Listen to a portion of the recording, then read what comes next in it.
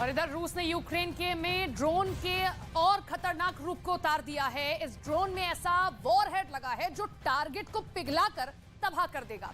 Shahid 136 drone के नए warhead को लेकर यूक्रेन के मिलिट्री लीडरशिप बहुत ज्यादा बेचैन है, क्योंकि इस वॉरहेड के हमले में ज़ेलेंस्की के बंकर को टारगेट बनाया जा सकता है।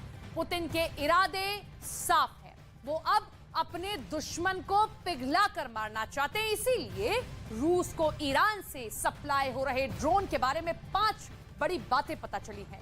इससे साबित होता है कि पुतिन वाकई बहुत खतरनाक इरादों के साथ यूक्रेन की तरफ बढ़ रहे हैं।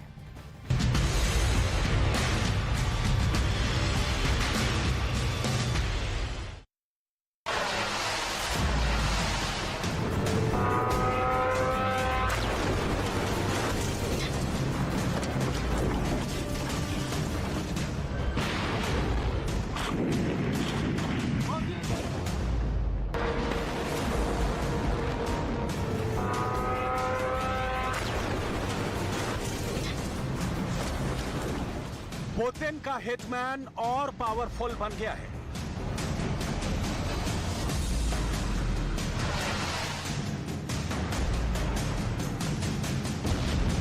पुतिन का हिटमैन अब यूक्रेन की फौज को पिघला कर मार रहा है। पुतिन के हिटमैन को और पावरफुल बनाया है ईरान ने, क्योंकि ईरान अब जो शाहिद 136 कामिकाज़े ड्रोन सप्लाई कर रहा है, उसका बस एक ही मकसद है, वो ये कि जब कभी भी ये आत्मघाती ड्रोन ज़ेलेंस्की के बंकर से टकराए तो उसे पिघला कर रख दे।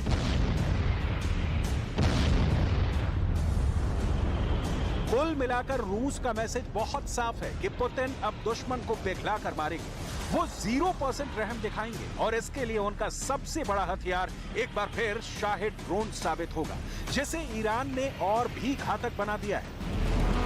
शाहिद 136 ड्रोन ने इस युद्ध में उस वक्त बाजी पलटी जब लग रहा था कि पुतिन के हवाई हमले कमजोर साबित हो रहे हैं। तब ये ड्रोन पुतिन के लिए ऐसा पावर प्लस वाला टॉनिक बनकर आया कि ज़ेलेंस्की की फौज के परखच्चे उड़ने लगे। ये ड्रोन 1000 से 2000 किलोमीटर की रेंज तक वार करता है। अब पश्चिमी मीडिया में बार बार रिपोर्ट किया जा रहा है कि शाहिद ड्रोन से और बड़ी तबाही मचाने के लिए पुतिन तैयार है।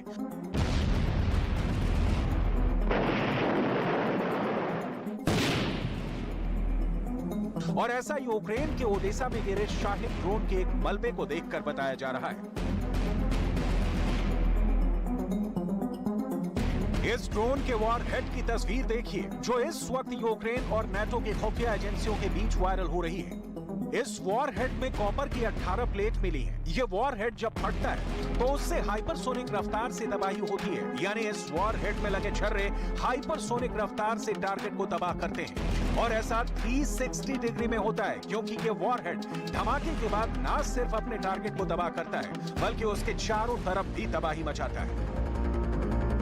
यही वजह है कि मोटी कंक्रीट की दीवारों के पीछे भी यूक्रेन की फौज मारी जा रही है। और शाहिद ड्रोन का नया वर्जन यानी तेजाब की तरफ पिघला देने वाला ड्रोन अब ज़ेलेंस्की का सबसे बड़ा डर बन चुका है। अब तक इस ड्रोन ने यूक्रेन के बिजली घरों को बहुत नुकसान पहुंचाया है। एक वक्त में यही ड्रोन अपने धमाकों से यूक्रेन में 50% बिजली सप्लाई ठप कर चुका है। चाहे वो पावर प्लांट हो, ट्रांसमिशन लाइन हो, बड़े बड़े ट्रांसफार्मर हो, सब ईरान से सप्लाई किए गए इसी ड्रोन का शिकार बने हैं और अब भी बन रहे हैं। 10 फरवरी को ऐसे ही नए ड्रोन के साथ पुतिन ने न सिर्फ खार्किव में हमले किए, बल्कि ज़ैपोरिज़िया में भी बिजली घरों को टारगेट बनाया। यह फरवरी 2023 के महीने का एक दिन में किया गया सबसे बड़ा हमला था। पुतिन के हर हमले की टाइमिंग बहुत मायने रखती है, क्योंकि ऐसे हमलों के पीछे 3 और बड़ी वजह होती है और पुतिन की फौज हर हमले को पूरी तैयारी के साथ अंजाम देती है। पुतिन न सिर्फ ड्रोन चला रहे हैं, बल्कि वो क्रूज मिसाइलों से भी बहुत हमले कर रहे हैं। क्रूज मिसाइल अटैक देखिए, 1 नहीं, 2 नहीं, 3 नहीं, बस गिनते रहे। इन मिसाइलों के टारगेट पर यूक्रेन के कई शहर हैं। ऐसी ही मिसाइल आती है और फिर ज़ेलेंस्की का एयर डिफेंस सिस्टम एक्टिव होता है और फिर एक ही वार में पुतिन की 1-2 नहीं, कई मिसाइलों को आसमान में ही खत्म कर देते हैं ज़ेलेंस्की। यूक्रेन का दावा है कि वो रूस के 70 से 80% ड्रोन को मार गिराने में कामयाब रहा है, लेकिन दुनिया की सबसे मजबूत मिलिट्री भी जानती है कि जब टारगेट ज्यादा होते हैं तो एयर डिफेंस भी फुल प्रूफ नहीं रहते। ऐसे में चाहे क्रूज मिसाइल हो या फिर ड्रोन, कुछ नाकाम होते हैं तो बहुत से अपने टारगेट से टकराते भी हैं। ऐसे हमलों ने ज़ेलेंस्की को क्यों आतंक में डाल दिया है? ऐसे हमलों ने यूक्रेन को अंधेरे में झोंक दिया है। ऐसे हमलों से यूक्रेन के 1 करोड़ लोग लगातार खतरे में जी रहे हैं। Вони тактику точно міняють. Ця тактика базується на ресурсному виснаженні, на ракетному виснаженні у Російської Федерації. Тому вони використовують сьогодні не просто старі ракети радянські і дуже мало високоточних, трошки калібрів. Сьогодні був ще один «Онікс». Це буквально десяток нових ракет, які мають якусь там... यूक्रेन में रूस की क्रूज मिसाइल और ईरान के ड्रोन ने ऐसा कहर मचाया है कि ज़ेलेंस्की के सिस्टम का पुर्जा हिल गया है। कीव और खार्किव जैसे शहरों में यूक्रेन ने ऐसे हमले नहीं देखे थे और फिर हर तरफ ब्लैकआउट हो गया क्योंकि पुतिन ने ज़ेलेंस्की की पावर ग्रिड को लगातार टारगेट किया।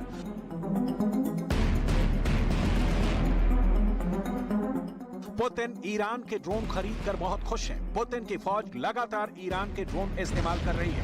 कीव और खार्किव में जब पुतिन दबाव में थे तब ईरान के ड्रोन ने ज़ेलेंस्की को 2 दिन के अंदर खामोश कर दिया। 8 अक्टूबर 2022 को जब क्राइमिया ब्रिज पर धमाके से हमला किया गया था, उसके 2 दिन बाद 10 अक्टूबर 2022 को पुतिन का गुस्सा पर उतरा। तब पुतिन ने ईरान से खरीदे शाहिद 136 ड्रोन से ज़ेलेंस्की को मुंहतोड़ जवाब दिया था। ईरान का शाहिद 136 ड्रोन रूस के लिए हीरो बन चुका है, तो ज़ेलेंस्की और यूक्रेन के साथ पूरे नाटो के लिए सबसे बड़ा विलन कहा जा रहा है।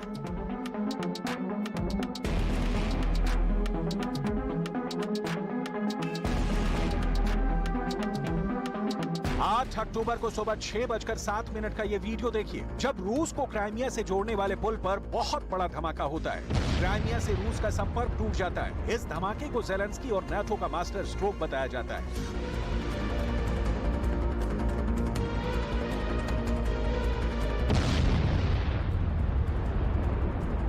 पूरी दुनिया में रूस और पुतिन का मजाक बनाया जाता है। पश्चिमी मीडिया पूछती है कि इस हमले के बाद पुतिन की हुकूमत का अंत करीब है।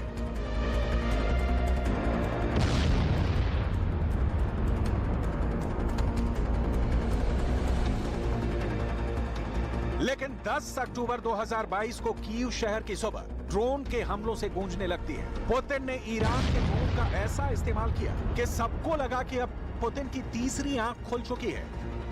दुनिया देखती है कि कीव शहर कैसे धमाकों से गूंज रहा है, कैसे पुतिन की मिसाइल और ड्रोन ज़ेलेंस्की के फेवरेट शहर को तबाह कर रहे हैं।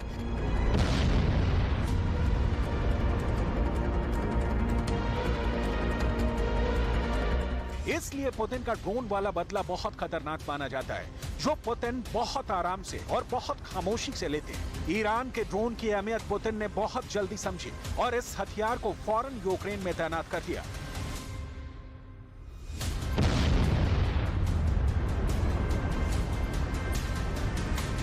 अब पुतिन को चाहिए 100-200 नहीं बल्कि 2500 ऐसे ही ड्रोन जो ज़ेलेंस्की से खेरसौन वाला बदला ले सके।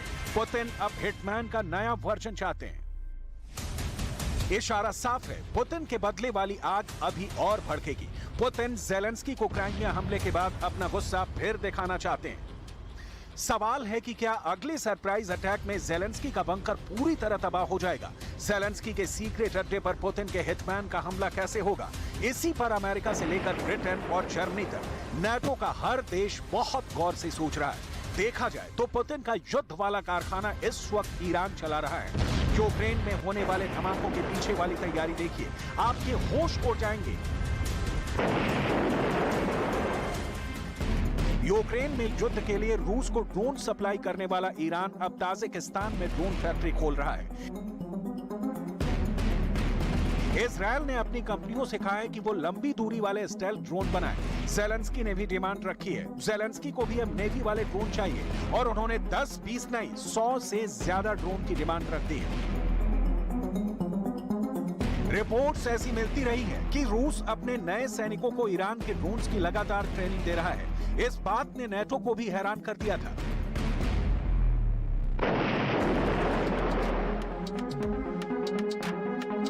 रूस की फौज को जिन ड्रोन के लिए ट्रेनिंग दी गई उसमें मोहाजिर 6, शाहिद 129 और शाहिद 191 ड्रोन भी शामिल हैं। ये ड्रोन सर्विलांस के साथ साथ दुश्मन पर बम गिराने का काम कर सकते हैं। इनमें शाहिद 136 वाकई बहुत खतरनाक ड्रोन है जो अकेले हमला नहीं करता बल्कि एक साथ कई ड्रोन लॉन्च किए जाते हैं। ये आत्मघाती ड्रोन है। इन्हें ईरान का कामिकाज़े ड्रोन कहा जाता है जो यूक्रेन की पोजीशन पर अटैक कर रहे हैं। ईरान एक बड़ी ड्रोन शक्ति के तौर पर उभरा है और पुतिन ने इसका सही वक्त पर सबसे बेहतर इस्तेमाल किया है।